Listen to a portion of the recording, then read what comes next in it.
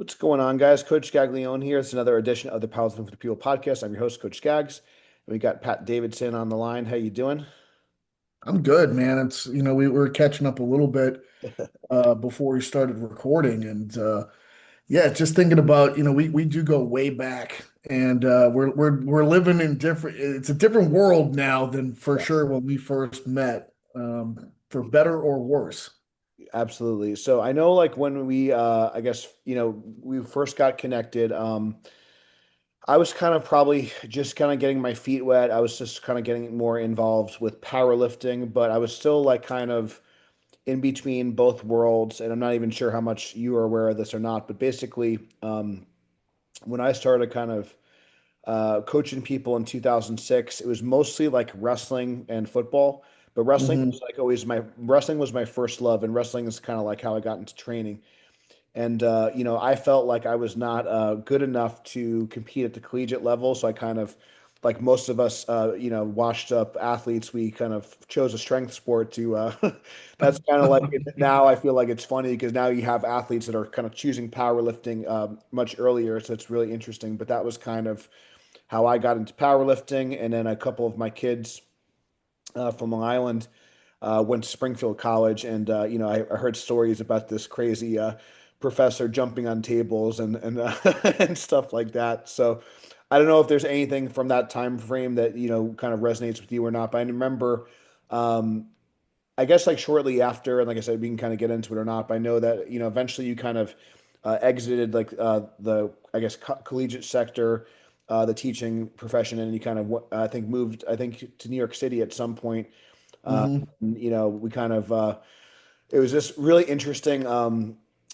At a Peak Fitness, I believe it was the name of the gym. I know I think it's like no longer, but there was like a lot of that was a really interesting kind of group of trainers and from all. And I remember I was dating a girl at the time who worked there, and I remember seeing you there, and it'll be kind of I've seen you at some of the strongman competitions and stuff. And I remember specifically that like deadlifting was essentially like not allowed on like that like level, and you had to kind of get really creative. And so I don't Uh-huh. have any kind of funny stories about that, but I know that was kind of some of our first kind of dealings with each other. And then I know that you were very influential with, I guess, working with a lot of the staff there. But I guess what was, I guess, some of your memories in terms of that time? Because I know you were kind of really big in Oof. strong man at the time and competing Yep. yourself. So I guess I guess one of the things I always respected about you is that you kind of you talk the talk, you walk the walk. You were kind of you wore many hats. I guess Yep. kind of what drew you to I guess even at that time where you were teaching, you were kind of very involved with educating other trainers, but you still like were training yourself at a very high level at that time. And that was probably like I don't know, Yeah. 10 15 Yeah. 10 15 years For ago at this point. Oof. It's A lot. that was a crazy time period, man. I I got sober from drugs and alcohol in 2003 when I was 23. And I was on, a path towards jail cell, graveyard, mental hospital. There was no other end points for me with the way that I abused substances. And I was kind of lucky enough to where it was such a train wreck that I got myself into recovery and it stuck. It kind of stuck for me. And I got into it at that age. And once I kind of got the ball rolling, like getting substances out of my system, I went on a really aggressive success journey at that point, and I got back into school, and for the first time, I was like actually focused, I think maybe in my life. And within a few years, like I finished my PhD at 29. So it was like like I always wanted to be a professional athlete. I wanted to be a professional baseball player, and I played a little bit in college, but I was just a mess. You know what I mean? And I was out quick. I went into such a bad place after I had failed out of school and kind of like, just obliterated any hope for baseball. And like, I got into mixed martial arts, but I was still on like a drinking and drug kind of rampage for the most part, until I totally crashed out at 23 and then, kind of got caught on a spin cycle. It was almost like going around a black hole and like getting shot off it and like using it, you know what I mean? Like slingshotting off of it.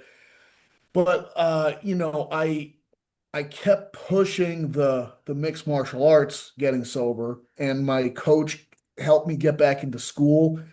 And it was like, I had the right attitude, I had the right work ethic, I had the all the pieces, and like the school stuff just accelerated, and I kind of figured out that I always wanted to be a pro athlete, but I was actually better at being a nerd. Like I was really good at reading and synthesizing and putting things together. And like the professors at school were kind of like, you need to pursue academics. And so I did, and I got the PhD, and then my first job was at Brooklyn College, and it was just such a success there. You know what I mean? Like the other professors were thrilled with what I was doing. And, I was beginning to build a strength and conditioning program there. I was only there for 2 years and I got rehired back at Springfield College. And like that, I will never forget getting the call for that. It felt like my whole body was like glowing and shaking at the same time. Like it was the best news I ever heard in my life that I got hired for this job at Springfield College. And when I got to Springfield College, it just turned into such a fucking disaster that it's like hard to actually even, you know, there were parts that were amazing. You know what I mean? Like the connection I had with the students, the way that I felt the classroom experience was going, the the degree to which I felt like I was all in and learning and just part of a thing, but I was such a bad fit within that department. Such a horrible fit. I didn't make sense. It was like throwing oil and water together, and like the water was just like, bro, get out of here. Like, so I didn't leave Springfield College by choice, and it was the first experience in my adult life of failure without drugs and alcohol in the mix. Okay. It was like I fucked up. I failed in a gigantic way, like nuclear meltdown, Chernobyl level kind of failure situation. And it was like really hard for me to accept, like big ego at that point in time and dealing with big colossal failure. And I was lucky enough to sort of like flow into this New York City opportunity that sounded amazing. And when I got there, it was kind of a shit show. It was like, this is not like, this gym is 2 times Men's Health top 10 in the country. And then it was like, this ain't it, man. Like, this is not the best and the brightest. This is not the creme de la creme. This is not the best equipment. This is mediocre at best. And like, what the fuck am I doing here? You know? And then the whole thing imploded. And then I was just kind of like lost in space in New York City. And I've just been sort of like scrambling in some ways to try to make things work since then. And in all honesty, like most of my efforts have failed. Like I've put big efforts and money into certain projects, they've failed. I got married, now divorced, that failed. So it's like dealing. I've had, I think people looking at me from the outside, like, oh, it must be great or something like that. Your career seems really good and like trainings go like, and I'm like, look, man, I have dealt with difficulties and failures and setbacks my whole life. And all I still am putting one foot in front of the other, and sometimes it's almost like I don't know what's motivating me. I don't know what's driving me. It's like is it habit at this point? Whatever it is, like I'm still working hard. I'm still pursuing things as best I can, there's a degree of being middle-aged and jaded and hurt from experience and just disappointed with the way things have, like your dreams get distorted as you live, and it's challenging. But I still believe in best practice. I still believe in training hard, working hard, putting myself out there, being honest about who I am, what my experience is, like that authenticity and putting it into the world and like knowing that what comes back it's a hit or a miss, you know what I mean? Like, but when it hits, it's like, okay, this is a good match, you know? So, you know, somewhat of a nutshell, that's kind of when I think about that time period, like it was a and I'll be honest. I talked about this a little bit before, but I had a drug relapse during that time period as well. Like I knew I was getting released by Springfield College going into my last year there. And then I had a bad hip injury training for strongman nationals with a keg, and I was suffering from really bad internal bleeding in my hip. And I actually had to go to the ER. And when I got to the ER, they were like, listen, the side of your leg is pooling with blood. You need to keep moving. And because I could barely walk. So they prescribed Percocets. And, it was the first mind altering substance I had had in my system in 10 years.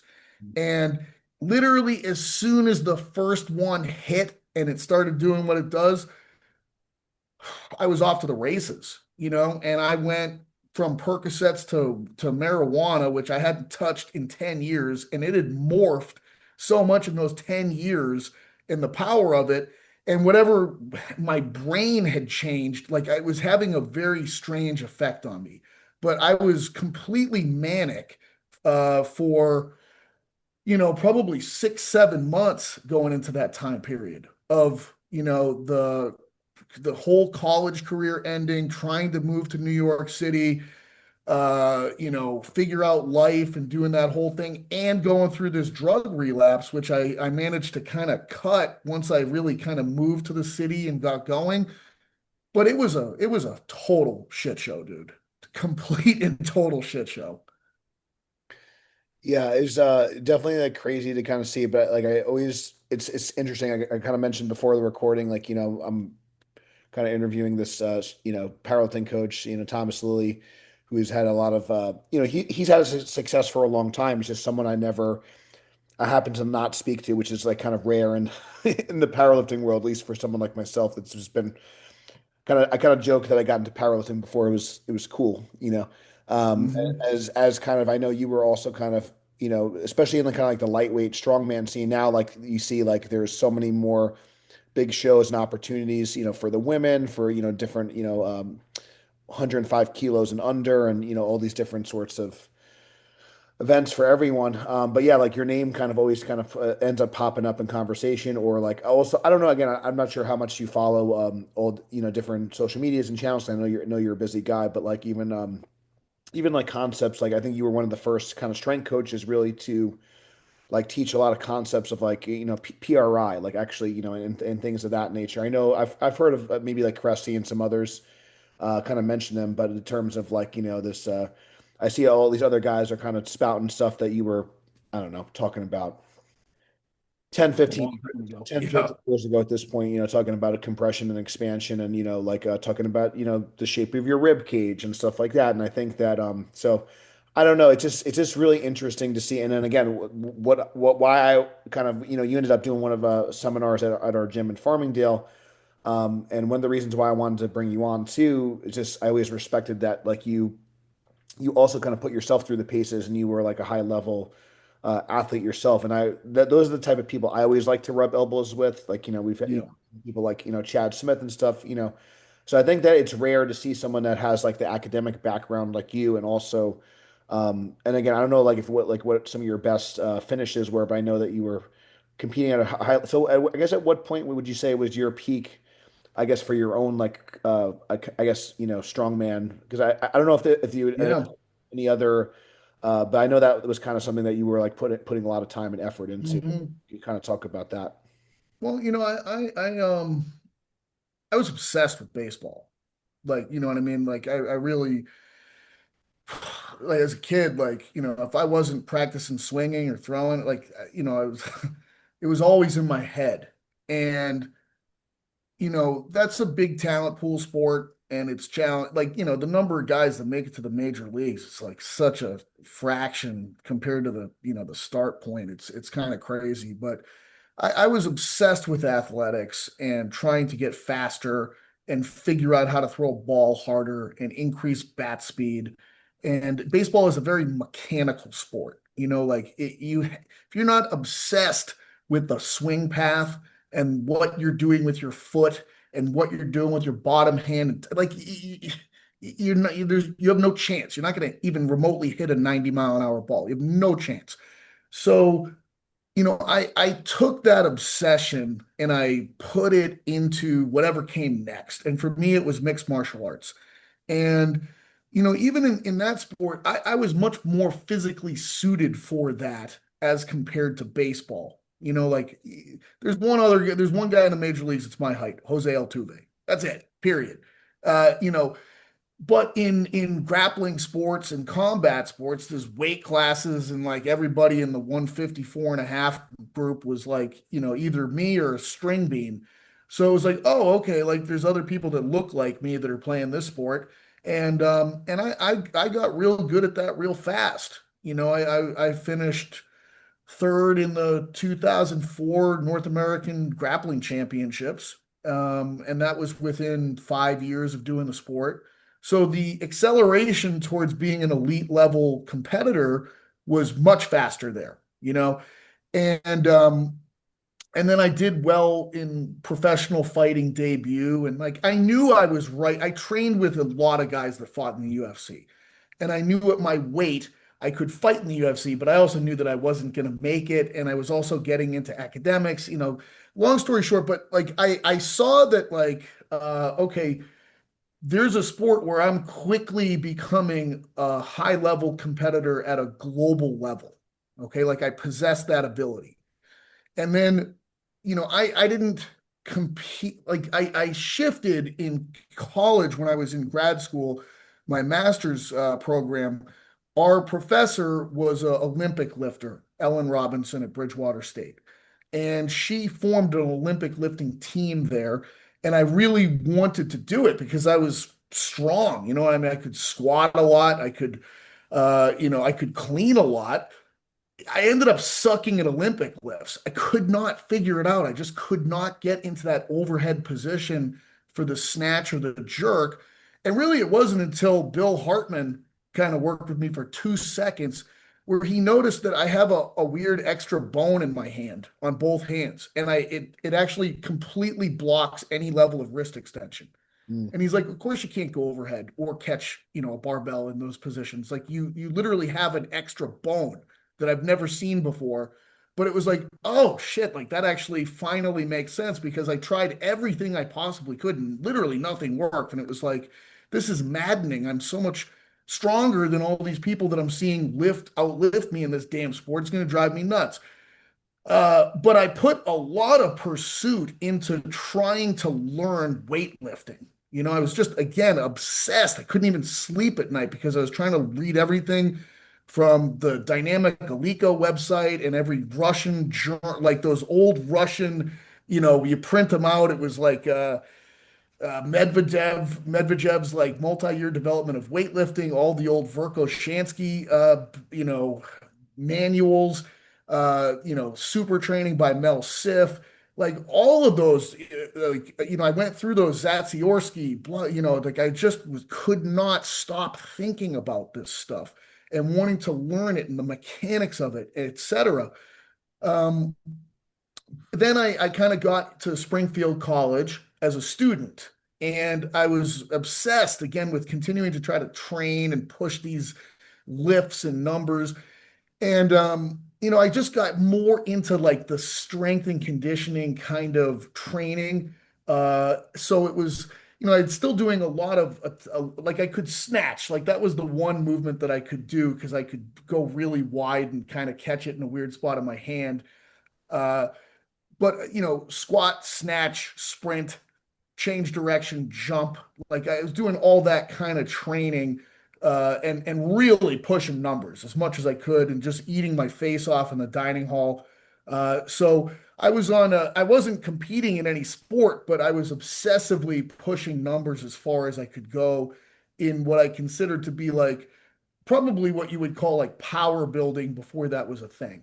Um, and then graduating and going to Brooklyn College and trying to build that weight room there and continue that with students and teach them how to do it. And we just had really some animalistic sessions down there.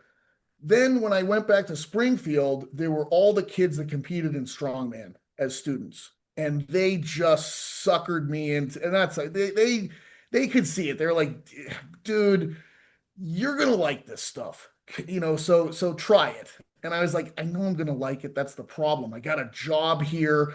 I'm supposed to be an adult. Like if I get it, if I do this one time, I know I'm gonna get pulled into it and I'm gonna get obsessed with it and it's gonna be a problem. Okay.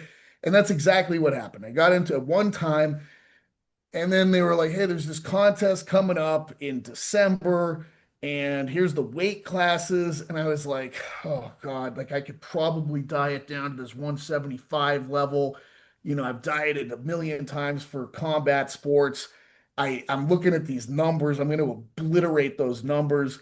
And that's basically like what happened. So I go to that first show, and the only person that beat me was Matt LeBlanc. I don't know if you remember him, but he was an exceptional 175 competitor. I had no idea who he was at the time, but he went on to he finished second at nationals that year, and he set multiple world records in the log and the dumbbell, and is like, yeah, I think the axles. He's one of the best pressers I've ever seen in my life, and his upper body and overhead strength is just like freakish.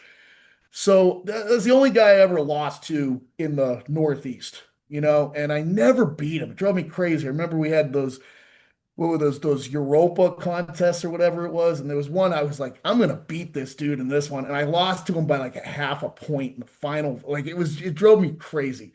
But you know, I qualified for nationals, and then in year two, I went to nationals and I finished eighth, and that qualified me to go to the Arnold's for Worlds, and I finished eighth at that one as well. And then the following year, again, I think I finished seventh at nationals, and I qualified for the Arnold's, but this was a catch weight, so it was 185. So the 200s were dieting down and the 175s were eating up to compete in the middle. And that was like there was so many people in that group. I remember it was actually I was going against Zach Hadge, which was weird. You know what I mean? He was in that group, and Matt LaCroix, another student that was in that. And there was so many competitors. Matt did unbelievable. I think I finished 14th. I think Hadge finished 13th. It's probably the worst performance he ever had. He was so pissed. I will never forget. First of all, he almost killed himself making weight. Like he gave himself Yeah, a no, kidney stone. I mean, he's yeah. I mean, I didn't know. I only knew him years later, and he became a very big boy. So, Yeah. it's like, Yeah, like he back then he I think only beat me by one placing, which is the most preposterous thing in the world. Uh, but it was a crazy contest. So I did do the two world championships, and I think like if I kept pushing that sport, I right. probably could have been in that top six in the world level. But I wasn't catching. Um, the top guys, like Patrick Castelli. I was never catching him. I was never touching what he was doing. Never touching what Shane Germain was doing. Those guys were on like another planet. Shane Germain was like strict pressing 315 for sets of eight or something like that at that body weight. It was like, what in the world even is this guy? Um, I remember seeing training videos of like John Alderson, who was in that group at the time, like, pulling over 700 pounds for that weight class level. And it was like, damn, these boys are out of their minds. Like, you know, so yeah, I kind of was in that like probably tier two, tier three kind of category on the world level for that class. Yeah. So I know, like, so. I think that, a lot of it's really interesting to see. Like, so 'cause I kind of dabbled in a lot of different strength sports. I always kind of gravitated back towards powerlifting because that's what's required the least amount of athleticism, and I just enjoyed it. I feel like I was kind of built more for it. I think especially when you're in like the heavyweight division, having a little bit more height and wingspan for strongman and stuff. But I always wanted to try. I always tried things. I tried kettlebells. I tried.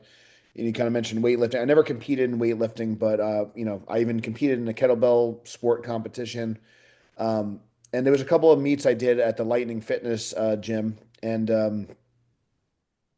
it's really interesting to see guys like Rob Kearney, um, his name Super Brain, Andy Triana, and Yeah. so all these people are kind of like they went kind of different ways, but there was like so many. You kind of mentioned the Hodge brothers and stuff. So like it was just really like interesting. There was like a hotbed of like all these people, and the kind of all kind of from the same kind of time frame, and yeah. So I don't know like how much you kind of trained with those guys a lot, and how Oh, those training sessions were, and so like just I guess for the people that are listening, like what were those yeah. training sessions like, and then in that kind of group dynamic, and you know, Yeah.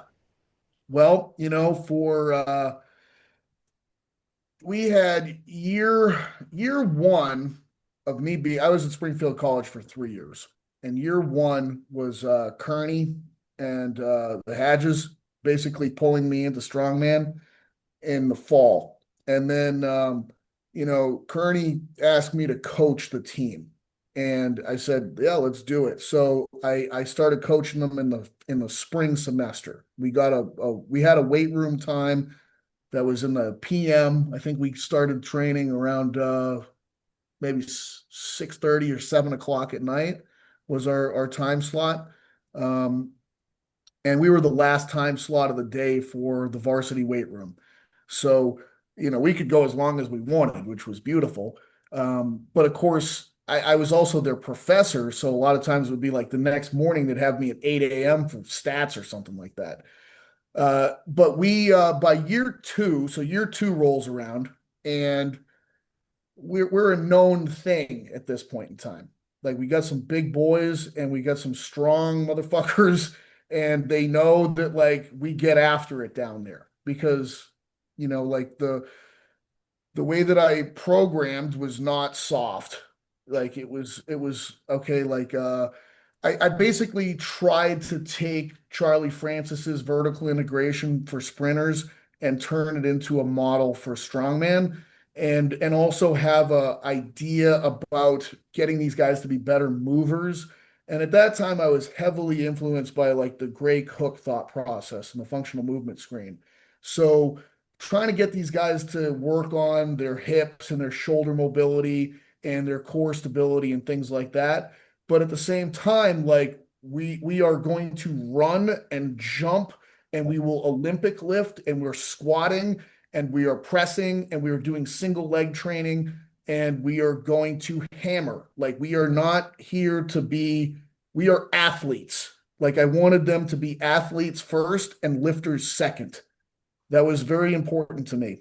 I mean, I even had these guys, pulling themselves on ropes on the ground upside down. Would string the ropes up across the room. You're on your back and you're dragging yourself across the room.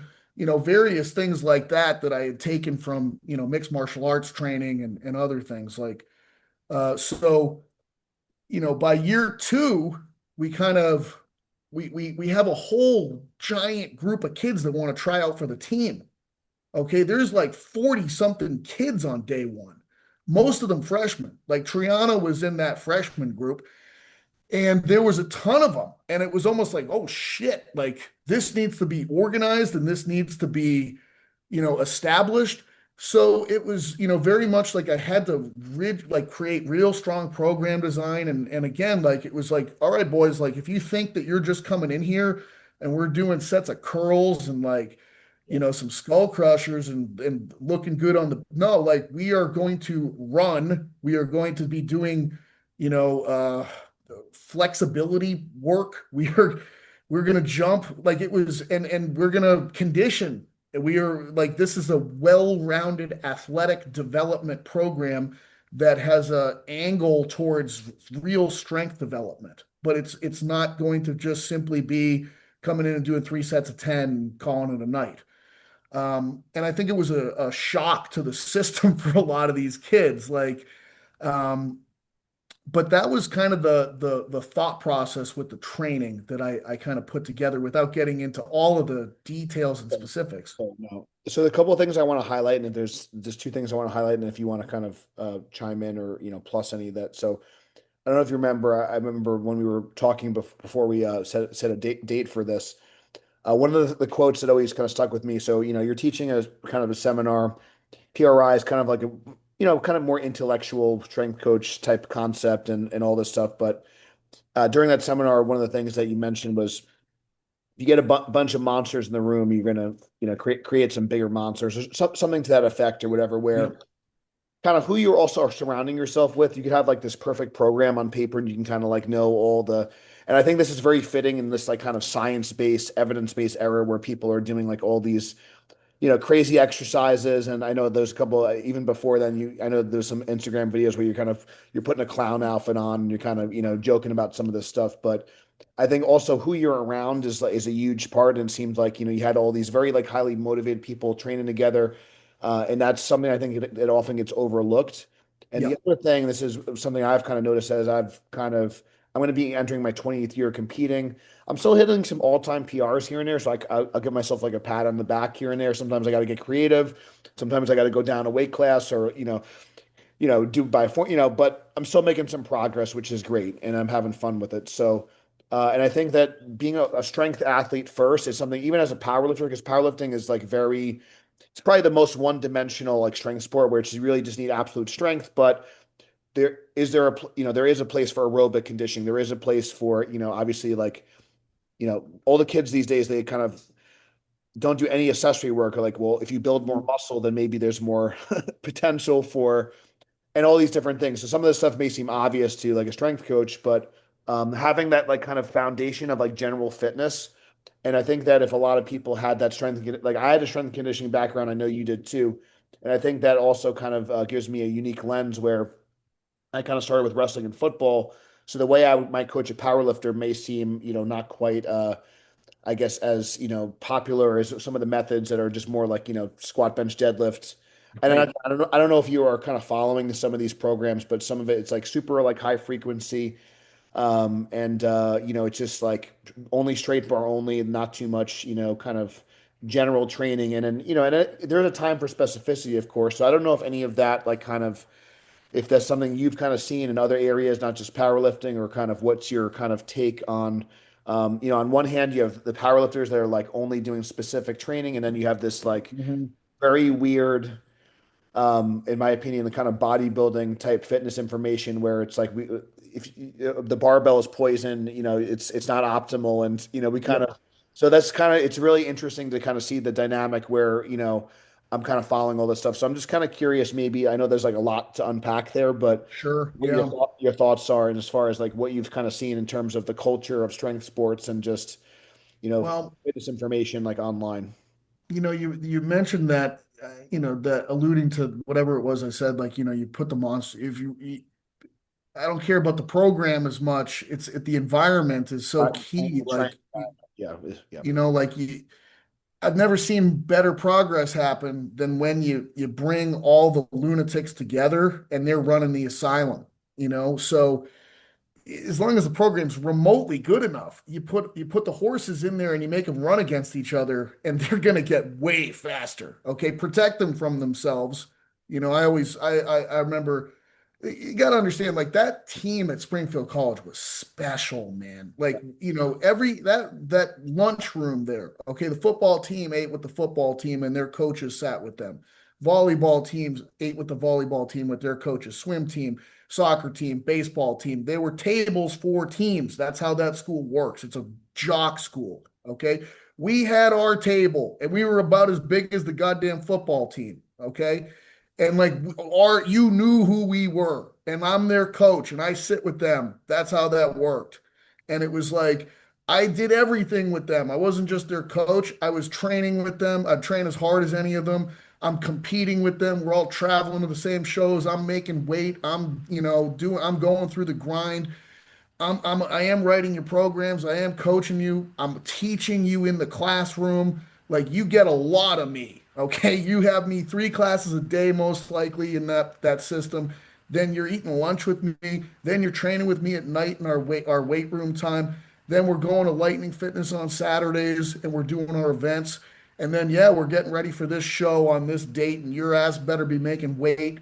And I don't care how you do it, but if you want to compete, you're going to make weight. That was what I was told them. But that environment was special. It was very, very special.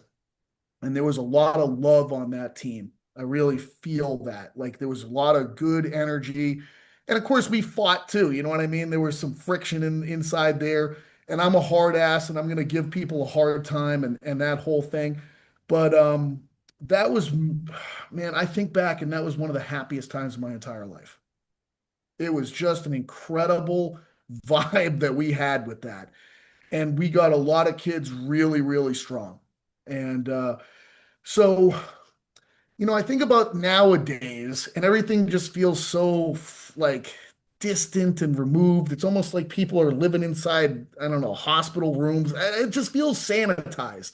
Like, yeah, you see a lot of really freakish athletic stuff and everything's online and it's digital, but there's like a loss of the human element. You know what I mean? Like, it's almost like that blood, sweat, and shock. Like you're wearing that West Side barbell shirt, and like I just think like those dungeons of just monsters in there, just with each other and like going through this process. Yeah, like there's not as much of that. There's just like these individuals in their silos that kind of exist, and yeah, I would love to see more of the camaraderie come back, and I've gotten into bodybuilding. I've done a few shows. That feels weirder than any other sport I've ever done. It like go to a strongman contest and everybody's busting everybody else's balls, having fun, talking. You go to a bodybuilding show, everyone is in their own little thing with their little package of food, and they don't really talk. And it's like, it was weird. It was just a really weird experience. And I don't know how to even deal with it. I'm trying to make jokes with people, and I'm like, all right, whatever. No, it's interesting. It was kind of a bucket list thing. And again, for people that know me for a long time, I was 308 super heavyweight powerlifter for most of my adult life. And then, for me to kind of come down, one of my like most proud achievements for myself. And again, I don't know if anyone, it's like one of those things we make up goals for ourselves, right? So, as I started to kind of lose weight, I kind of noticed I'm like, oh, I think like I could like maintain, my best squat in competition was 900 to 1,000 pounds in training, just to kind of say I did it. That's Uh, crazy. anyways, so I noticed that as I was dropping weight, I was still able to kind of maintain around an 800-pound squat, and I was kind of like doing some research, going on open powerlifting, and I'm like, I don't think anyone's ever squatted 800 pounds in 6 weight classes, so this became my kind of goal. So I ended up squatting 800 pounds in the 198s. That was a pretty brutal cut. But then I started to also see some abs and stuff like that. I'm like, I wonder if I could do a bodybuilding show. Hmm. I'm actually seeing some definition. And I know it's like weird. It's like, you do powerlifting for 15 years. You have a decent amount of muscle mass and back thickness and all this stuff. But yeah, I was kind of with you too, where it was a very different dynamic than, it's really more of a pageant at that point. It's more than Yeah, it yeah, was for there. sure. So I really enjoyed the training. I did like enjoy like the show just because it was like being really heavy and stuff. It was like a very like but there's something different about like when you are grinding out a big squat or your eyeballs exploding on a deadlift or something like that, where it's like, Hmm. and I think that's something where I don't know, like not everyone kind of like, and now like you said, you kind of mentioned the word like sanitized, where sometimes like people like they want stuff to like really kind of pretty and I think that there's a time and a place for that, and it's nice to have finesse, but I don't know, man. There's something about like some of the like I said, the old West Side barbell like videos and stuff. That's kind of like what I grew up on watching, like people like Yeah. Chuck Vogopol was like the king of like the lunatics in terms of like Hmm. intensity and stuff. And not to say that you have to get to that level all the time, but I do think that there is something to be said about being able to tap into that from like a mental standpoint. And I think that I don't know. I feel like that's something that I don't see like as much in like in especially in like the powerlifting world. So I don't know. And again, whether that's a good thing or a bad thing, It's it's an it's tricky. it's an You observation. know, I'm But reading this book right now called The Science of Running, of all things. I mean, it's an audible book. I do a lot of cardio these days with the bodybuilding, and like I commute to New York City, so it's always headphones in, listening to a book, and like, so this one's on endurance running, but it's kind of like, all right, let me see, and it's a brilliantly written book. Like, really, the guy goes into incredible depth in the beginning on the science of the aerobic processes and the adaptations. And I'm like, this is a wow, I didn't know that this thing was even existed, let alone on Audible. And then in the second half, he kind of goes into the different coaching philosophies on developing endurance runners. And if you think that there's a lot of methodologies in the strength world, we got nothing on these endurance lunatics. Okay. They have 87,000 different approaches and different runs. I'm like, Jesus Christ. I thought maybe there was like, I don't know, the long run and some intervals. And no, no, no. It is absurd how many subtypes of subtypes of subtypes they have. And then the arguments over what's better, the Kenyan approach or this approach or that guy's the blah, blah, blah. So there's every subculture you kind of open up, there's like a million different arguments about what's the best. Now, what I think is fascinating is that the approach that this guy kind of talks about, I'm like, this is pure Charlie Francis vertical integration that this guy's talking about, where he's like, what we really need to do is unpack all of the qualities that you need for the athlete, and then figure out the training methods that tap into those qualities. They all need to be present all the time. And it's just the degree to which they're present. And at certain points, you have to hit developmental volume, and at other points, you want maintenance volume, and there should be a sequence. And the thing that I really liked about it, because I'm like, oh, I've heard all this before, but he kind of gets into like he tries to classify runners on subtypes, and what he uses is basically slow twitch runners, fast twitch runners, and middle runners, and saying that there's probably a different sequence that makes sense for each subtype and could reflect like why certain cultures tend to go with these approaches and say that it's the best. But I was like, man, this is really apropos for the strength world and all of the arguments we get into and the approaches. But I think ultimately, like powerlifting is a crazy sport when you really think, because it is such a sort of singular signal that you're kind of working with, where it's the one rep max strength of bench, squat, and dead. And it's like, that's such a highly specific and clear signal. There's like, if you're talking endurance running, there's like aerobic system, anaerobic systems, like subcomponents of each of those, and like what could be the rate limiting factor in each of these. There's different hills and grades for certain. It's like blah blah. Powerlifting is unbelievably standardized. The type of bench, the type of squat rack, the type of bar that you're deadlifting with. So it's very clear, kind of like, now, of course, there's different athletes with different leverages and different limb lengths and different torso dimensions. And so there's going to be different styles that are used and different body types where it makes sense to go with a certain approach. And you probably find that there's like five buckets of athletes, and that this approach kind of makes sense for those given individuals. And you probably find a lot of the bottlenecks that exist, like, at a certain point it's like, okay, we use the right approach, your technique is fucking flawless, but you just don't have enough muscle tissue. And at a certain point, more muscle is going to be the deciding factor. So grow and don't lose your technique, basically. But I do think that it is probably one of the lowest number of variables to consider as a sport of all the sports you could possibly kind of analyze and break down. yeah, so with that being said, so I think that like at least for me, and I think that the other thing it's maybe worth mentioning too when you're kind of getting into a strength sport or you're looking and competing, like and something that I didn't really consider when I started, but like I again going on 20 years now, and I don't really plan on stopping. I tried to like retire, and that didn't work for me because I felt like I could No never just surprise. exercise. I need to have training for a goal is kind of I think how people like us are wired. We just need, I don't know. I couldn't just like, oh, I'm just gonna like be fit and healthy and I don't know. Dude, I didn't understand the point of the book Moby Dick until I got older, and I was like, oh, fucking, I'm just an Ahab. Like, you need to compulsively chase this white whale that's going to eventually kill you. But if you're not chasing it, you're actually just dying inside. So I get it. Like, Um, so so I guess one of the things with, in this like kind of era of like more modern like IPF walked out, very specific, highly frequent powerlifting style, that's kind of like the, I guess, popular training programming style of like this, kind of new era.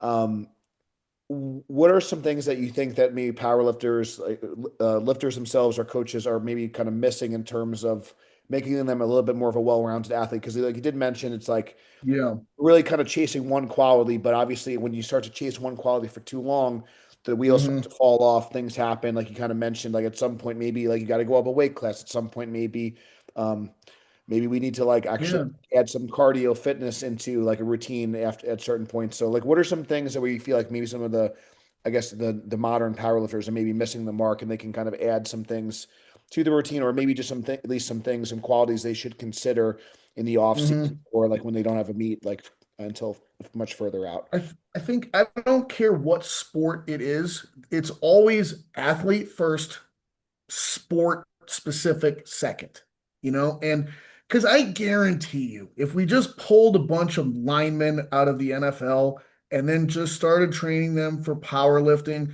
within a couple of years, you would see all of the world records broken and, a whole new group of dudes that are the superstars of the sport. And you're like, oh, yeah, remember when that number was a big deal? It's not even like so you take elite athletes and you throw them into anything and then you teach them how to do it.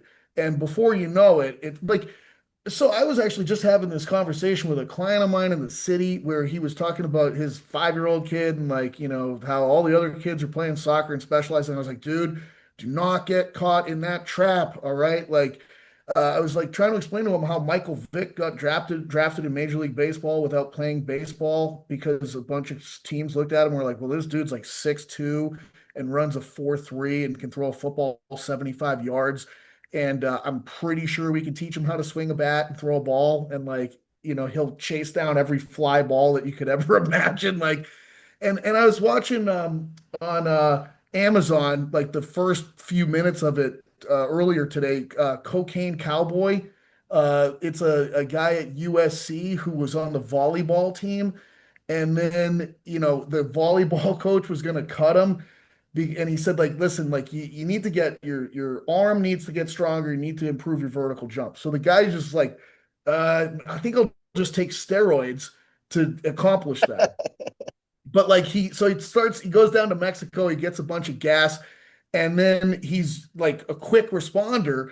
And one of the strength and conditioning coaches for the football team sees him and he's like, you should try out for football. So this dude had never played a single rep of football in his entire life. And he made the USC football team because he went out for the testing and ran a 4.5 40 and jumped 38 inches and was like 6'2", 200 and something pounds. And they were like, pretty sure we can do something with you. So I just think that like a lot of the times, like people are a little bit clueless about that concept. All right. Like if you are a straight up monster and you're athletic and you can move, let's just plug you in over here now and teach you the fundamentals of this thing. It's not going to take a long time to learn powerlifting, by the way. It's not like we're trying to teach you rhythmic gymnastics and there's like a lot of skill components to it. Like, so I just think that if you have, like, you're doing yourself it's hard to say because, like, how old are we talking? You know what I mean? If somebody's trying to get into it and they're 30 years old, it's like, probably not going to start you sprinting and jumping and doing all this stuff. But like, Right. if you took your younger years and you worked on a quality speed program and a power program and a throwing program and all of these things, you are building the fundamental underlying units of force expression and body control to then be transferred over with the like the tissue resiliency and like all of the pieces are being put into place that can now be more fully expressed with specificity later. Yeah, I'll throw out a couple of like examples that kind of come to mind, and then we can kind of maybe give some practical takeaways. But so like, for many people may or may not know this name anymore, but someone like Laura Phelps, coming out of West Side Barbell, she had like a gymnastics background. She had like all these Hmm. all-time records. Dan Green, did like the cheerleading and tumbling and same kind of thing. So I think that like, and I think that like a lot of lifters kind of back in the day were like they might have been like the NFL person that got hurt or like the college football player that didn't cut it. So like again, to your point, if you have like a good athlete or if you're developing a good athlete, so yeah, I think if you're younger, kind of training all these qualities, doing a lot of different sports, like you kind of said, you kind of alluded to it, like don't specialize too early. And my kind of fear for the this is for the young powerlifter out there that may be listening or powerlifting coaches that maybe are working with younger athletes that I don't think that doing this highly specialized programming when you're like sub junior is I think you're doing yourself a disservice, and there might be also potentially potential for like higher risk of injury just because there's no like muscle tissue being built, there's no like Hmm. general athleticism. So I think that potentially adding in some general, and that was kind of like one thing I think that was potentially like there was a lot of potential. This is another kind of side note, but I don't know if you remember this conversation that we had, but I remember we were talking about West Side and stuff, and you were like, well, I read all the Russian texts, and me and Louis had different interpretations of it. Yeah, for sure. But anyways, I think one of the things I think was great about Louis' teachings, and some of the things that he was kind of putting out to the masses was even just like a lot of these special exercises and just the general physical preparedness, that whole concept of just kind of building that foundation, whether it be the sled dragging or the high rep, band work or the body weight exercises or there was a lot of stuff in there that looked nothing like squat, bench, deadlift, and I think had a lot of value. And I think that now the pendulum has swung so far the other way where it's like we're only doing the competition movements. And if you look at any good athlete, they don't just only practice their sport, right? They do other things. It just I think sometimes powerlifting it gets confusing because like the sport is also like a lot of the training. Like so I think that's where sometimes it kind of gets confusing. So it's like, okay, well, what are some things that they could be doing? Like I said, whether it be aerobic training. You kind of mentioned you kind of talked about like functional movement screen and I know like with and this is a whole other can of worms and we might need to do like a part two or kind of continue the conversation. I know like you were always really well known for also like your way of kind of classifying and categorizing exercises by like stance Yeah. and stuff like that. And I think a lot of powerlifters may not have even thought. So just as an example, like one of the things, and then we can kind of try to put a bow on this. Uh, Sometimes I'll see like with powerlifting programs specifically, it'll just be like, oh, like lat pull down of choice or like row of choice or like, and it's like, well, Yeah. why can't we like be more specific on like Yeah. what are we actually trying to train?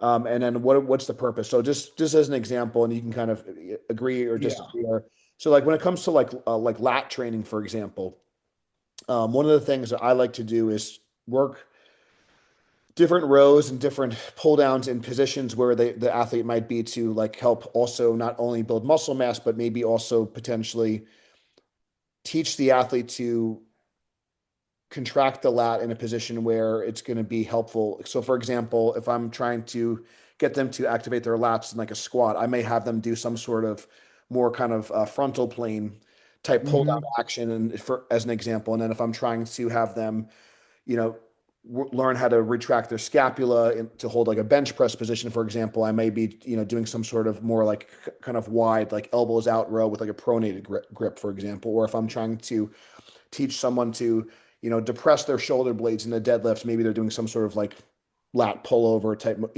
So that's kind of how I would think about like making the isolation movements more like sports specific, if you will. I don't Yeah. know if that's something, if you have anything that you'd like to add to that Oh, or I've got a lot like you just backed the truck up into the thing that really has become like my main focus career wise, which is trying to create a logical framework for exercise selection for all athletes of all kinds.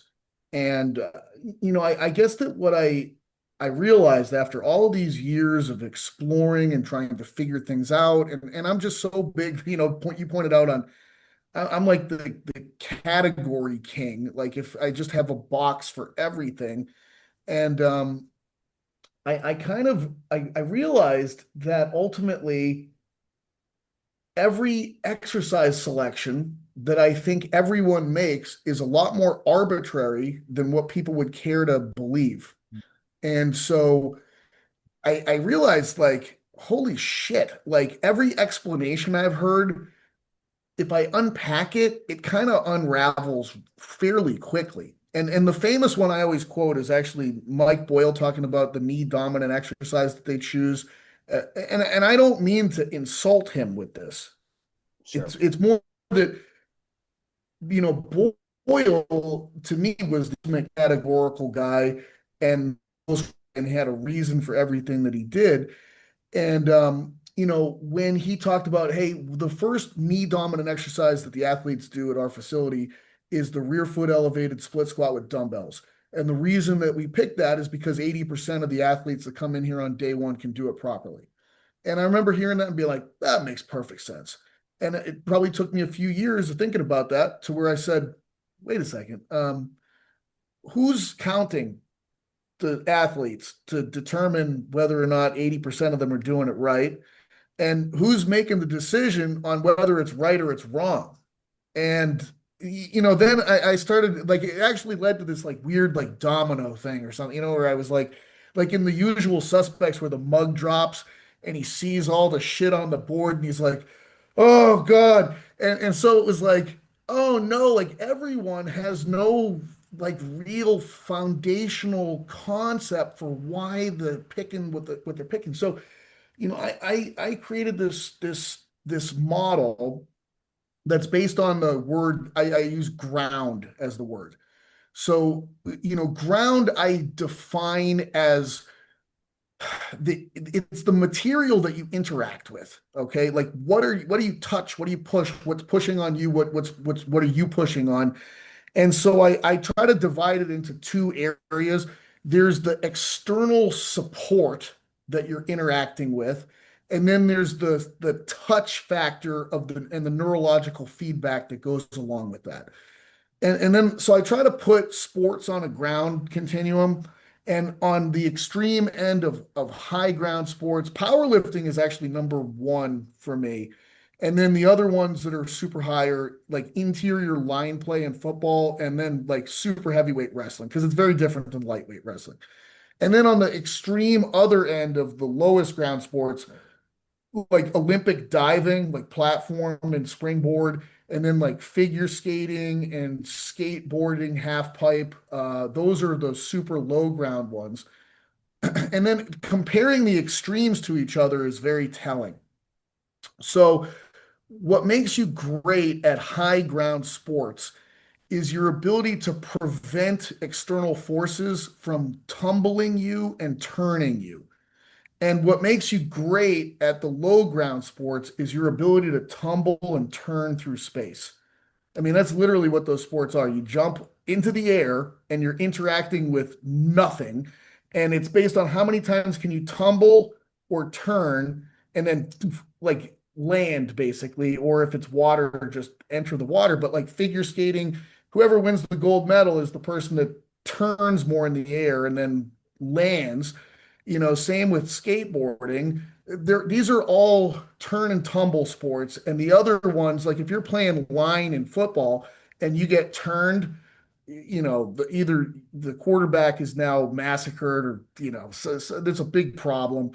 Uh, and in powerlifting, you fail if the barbell turns or tumbles you. I mean, literally, you're squatting and if it tumbles you, it's pushing you forward.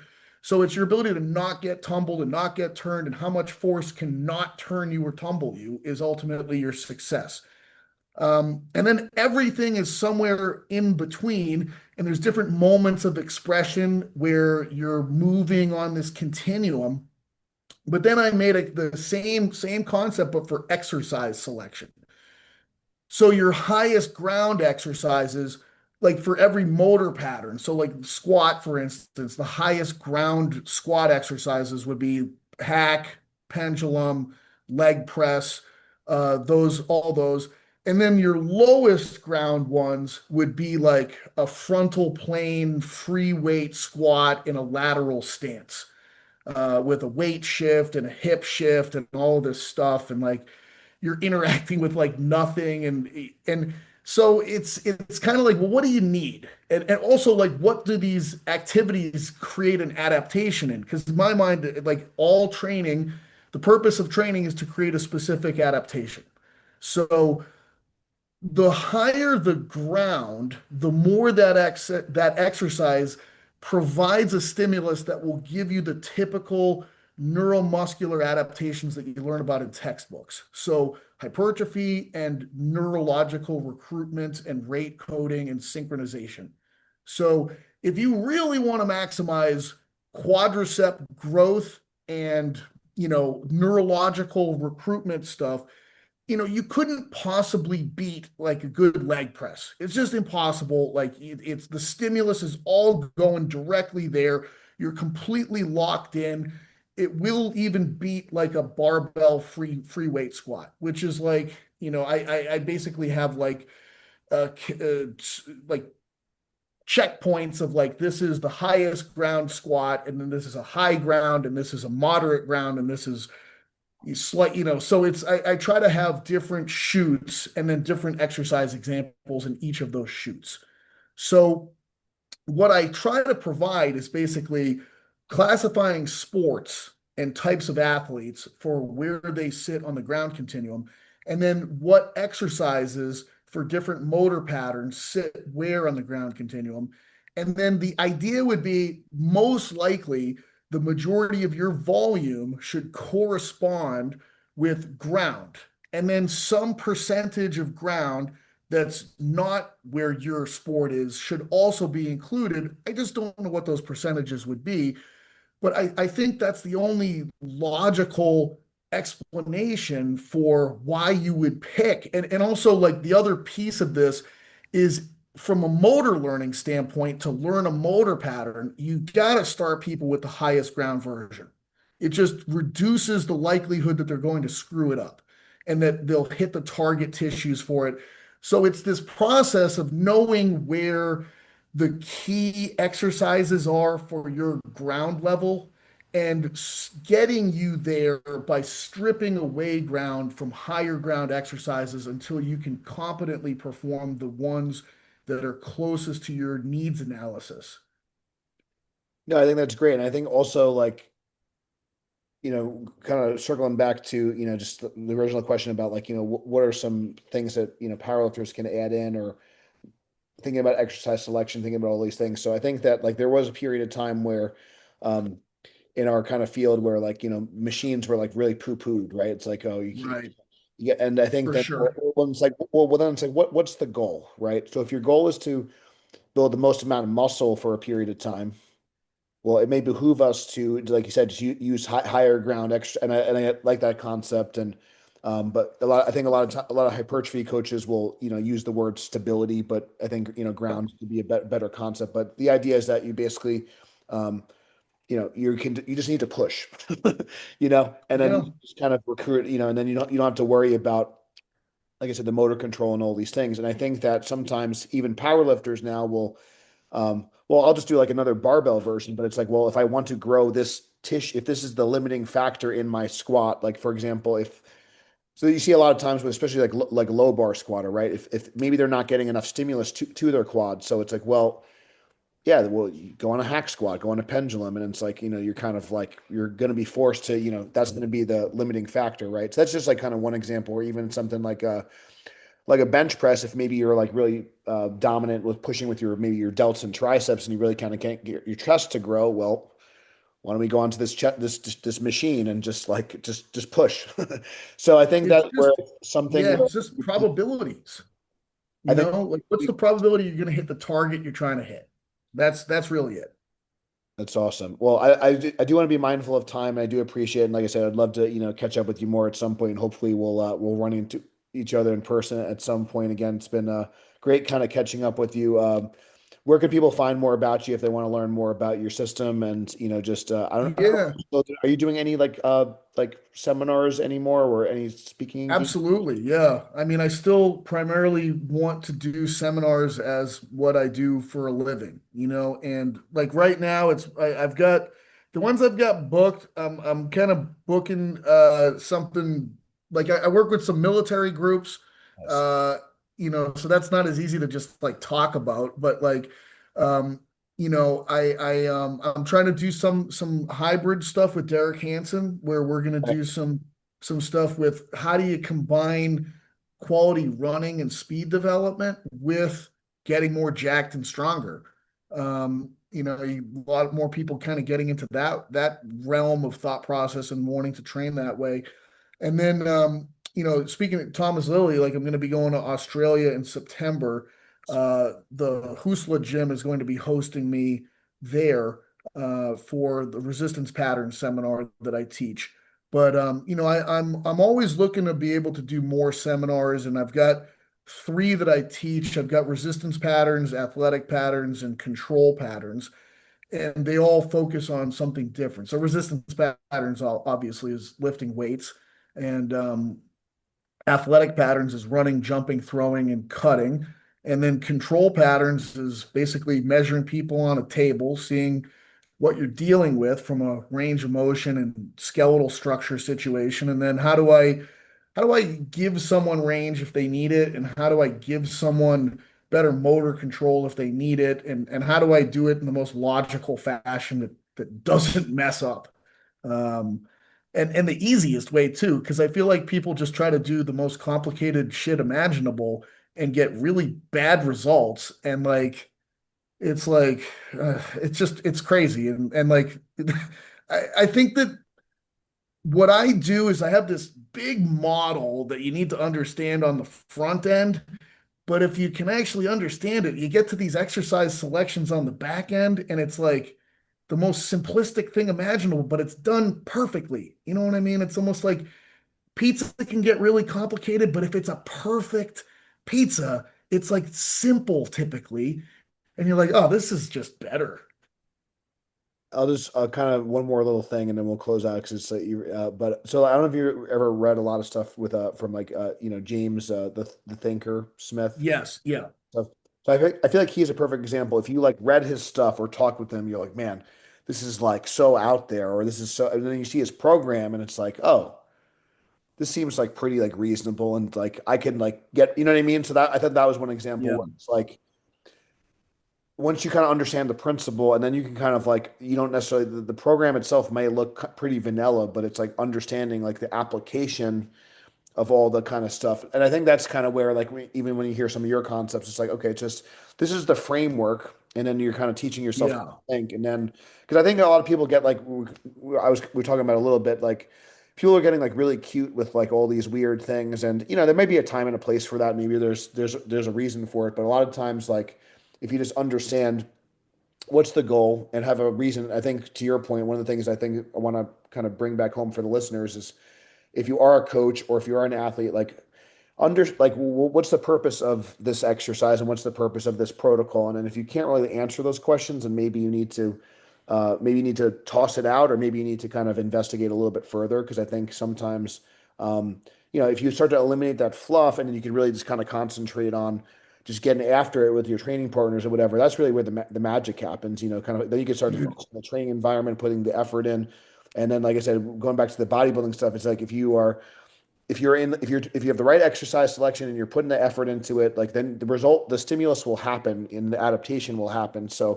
Um, so any other last words, or where can people find Well, I you? mean, I just love what you said there, and it just reminded me of two things that I'm usually telling people at seminars.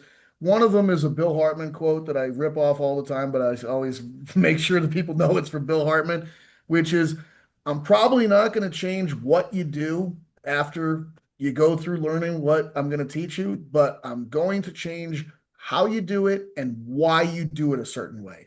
And how and why is much more powerful than what.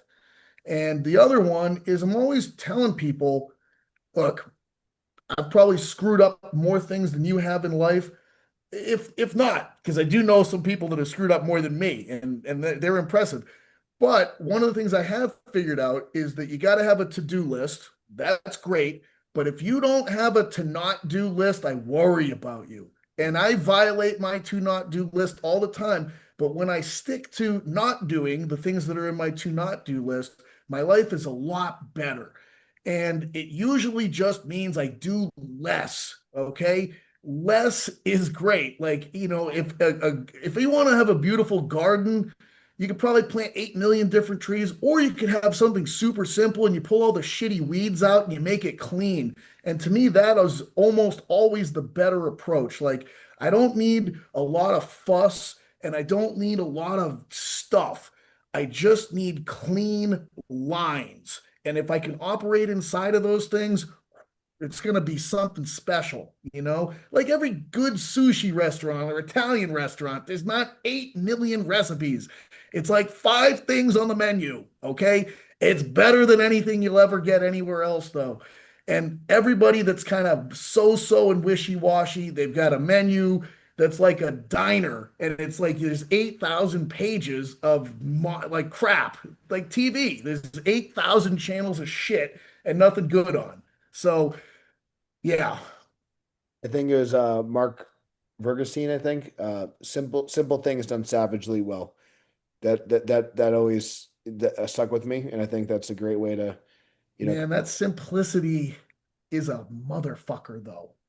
That's what I think people don't appreciate is yes, yes, it's simple, okay? But what goes into actually mastering simple is the Grand Canyon condensed into the size of a pinhole. And that's a really tough, because look, like both of us have been doing this for decades now, okay?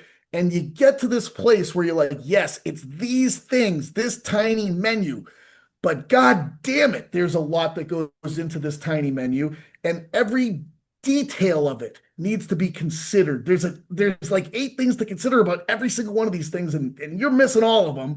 And here's the things, and once people get a taste of that clean, perfect thing, they're like, "Where's this been?"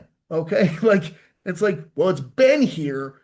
It's just that it's such a small number of people that have gotten to the place where they understand how to execute this recipe. Like you work with a masterful coach and it's instant fixes that are unbelievably simple. And you're like, how come nobody told you this before? And it's like, I don't know what to tell you. It took me forever to learn this. And I had to learn from these other people to get here. But yeah, you don't need to do all these 8 million things that are on the diner menu. You just need this clean list here. But good luck. Actually, you got to put your time in to be able to reach that point. awesome, man. Well, it was great chatting with you. Where can people find you if they want to learn more about your events and all that stuff? Yep, my stuff's on Instagram. I will be completely honest where I do a horrible job marketing. I do a horrible job actually putting everything in a great place. But Instagram brings you to the website that I've got. If you go into the bio link, and then I've got, 80 million things in there between books and courses that I've taught and, the upcoming seminars. And so it's all kind of in there, but I got to do a little better on my part on making it known and organizing it a little bit more. Yeah, listen, we could all do better, but I think that at the end of the day, like, it's kind of like it's a necessary evil, and we get better with it. But I do appreciate your time. It was great catching up. I know like you were someone that was definitely I have had my eye on for a while. I'm just kind of trying to keep it's hard keeping up with everyone but I'm glad we had time Sure. to chat. Definitely give Pat a follow if you're not following him already. If you guys enjoyed the podcast, please give it a 5-star review. Please share it. It helps other people find us. Thank you so much for listening. Until next time, stay strong, and we'll see you soon.